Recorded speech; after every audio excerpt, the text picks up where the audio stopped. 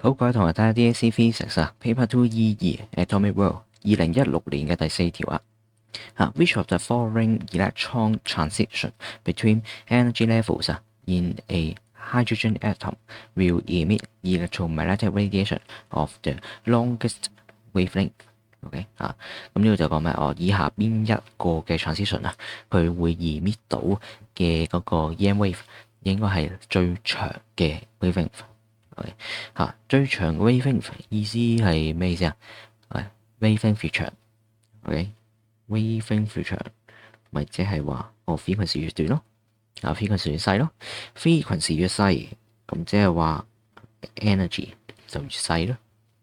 energy 越細，咁我哋話即係話佢跳過嘅 state 即係佢 transition 應該係比較窄嘅 transition 啦。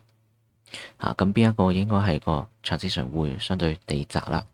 咁你睇下呢度3去2啦，4去2啦，同5去2 ，OK 好明顯，當然就係5去2呢一個係最大 energy 啦，係咪先？因為我第5個 state 最直殺呢度1、2、3、4、5之下，5係最高噶啦嘛，係咪？咁我5、4、3、2、1，咁我5個 state 係最高。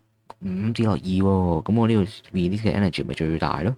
咁佢 energy 越大，即係 frequency 越大，frequency 越大，咁啊即係個 lambda 越細啦，越短啦。咁呢個就5去2就好明顯係最大 energy。咁所以啦，三個比較之下，當然係3去2啦。OK， 4、3、2、1，五個 4之下，當然係3去2呢一個咧，就會係最細 energy 嘅。OK， 咁跟住2去1咧，咁2去1嗱2去1，我呢幅圖都畫咗俾你睇啦。